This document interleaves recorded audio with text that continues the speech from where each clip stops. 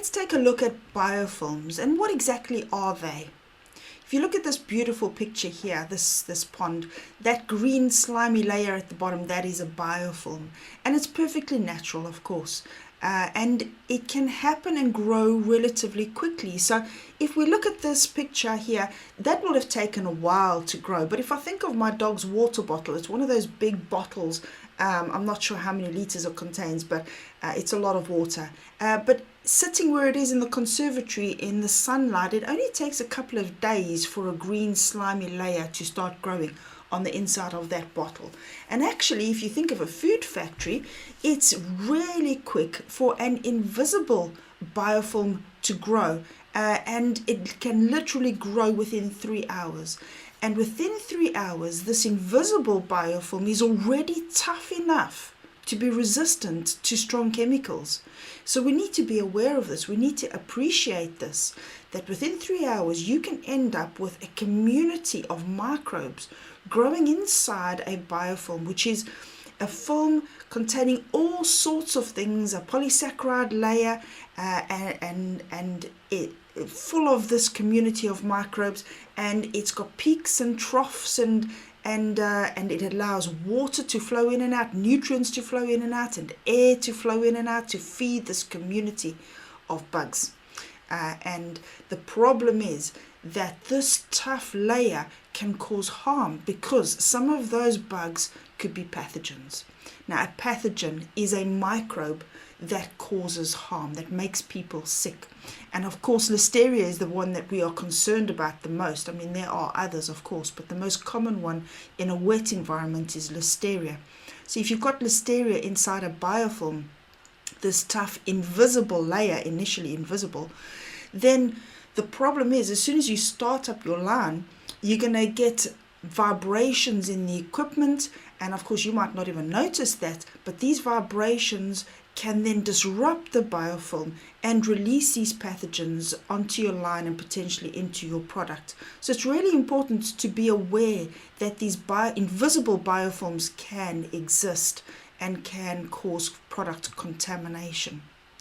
And so what is the solution? Well, really, it's about preventing those biofilms from developing in the first place, because to get rid of them is really difficult.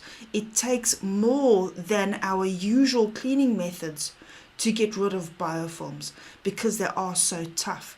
And as I said, they can be resistant to chemicals like your cleaning detergents and disinfectants.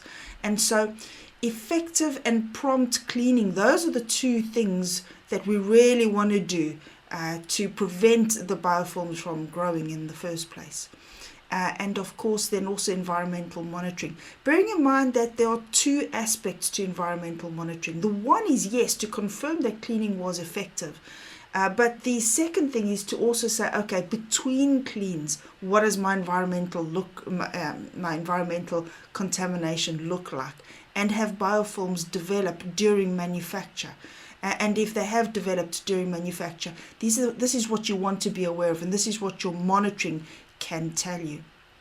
And there are things, lots of things you can do as part of environmental monitoring, but the two main ones are ATP swabs to tell you quickly whether you've got contamination there, and microbial swabs that you can do to send off to a lab to look for those pathogens. But bear in mind, because you've got this tough polysaccharide based layer in a biofilm, you could happily swab and not find anything in that swab. So if you do the kind of swab like I'm showing you, like this, that is really weak. That's a little bit useless, and you're not going to find anything there. So when I say swab, swab aggressively, swab according to the methods in the procedures, in the documentation that comes with your swabs.